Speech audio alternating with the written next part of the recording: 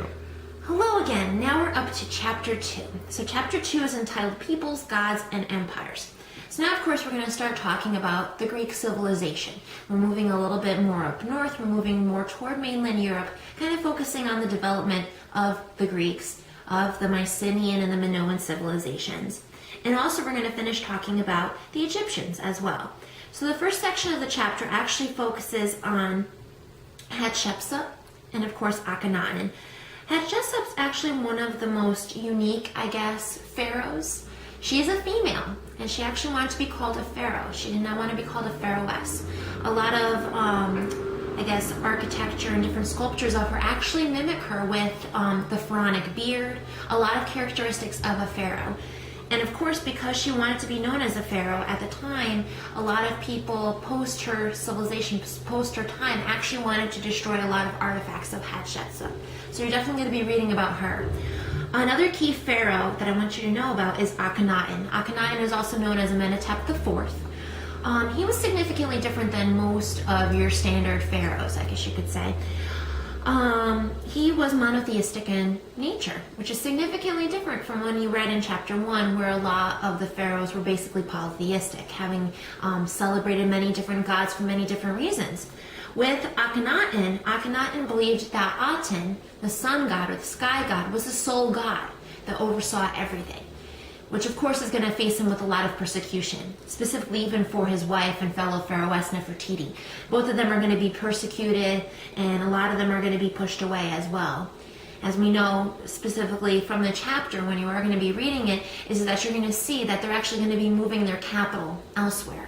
So a lot of people are going to be kind of, some may be mesmerized by it and following Akhenaten and his wife. On other ends, some people are not going to be open to that because they're so used to the tradition where the pharaohs are supposed to keep their capital in one particular place and keeping it there.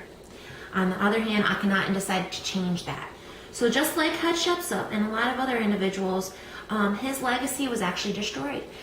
There was a segment on Discovery Channel where they were actually trying to find his tomb, and they were actually trying to find the tomb of Nefertiti.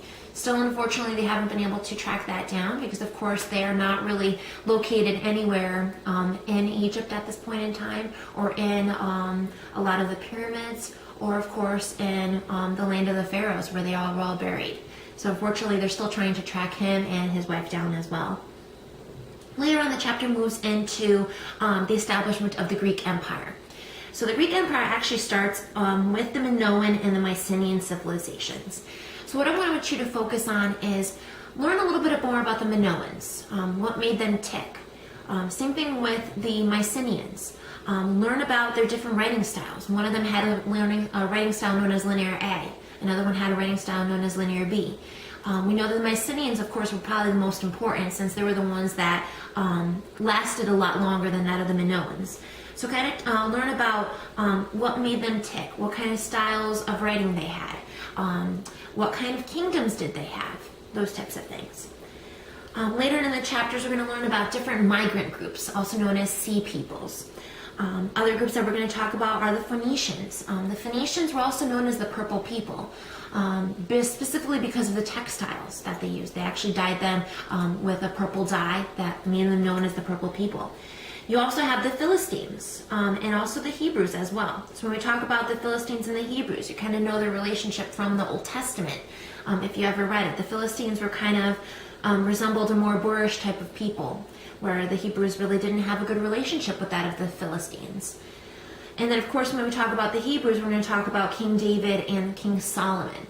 So in the textbook, read about them, kind of understand how they led their people. How did they rule their kingdom? Did they rule it fairly? Did they treat their people fairly?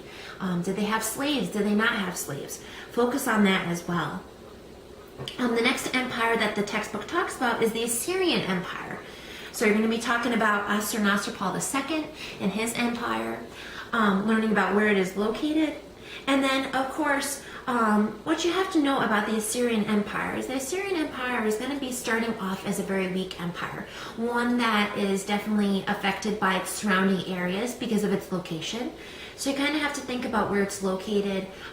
Did it have hostile relationships with that of the Babylonian Empire? Did it have hostile relationships with that of maybe the Sumerians or other types of groups as well that were in that region? And then, of course, we know that the Assyrian Empire is going to change into kind of like a Neo-Assyrian Empire, where it's going to find much of a military ethos that it would actually follow. So you're going to kind of notice where it's actually going to move from a very weak empire, one that's going to be pushed down a lot, to one of a strong militaristic empire that's going to be leading its people in a great direction. So kind of focus on the changes within that empire, changes within the Greek Empire, and of course that of a lot of the ancient Egyptians that we talked about, specifically focusing on Hatshepsut and also focusing on Akhenaten as well.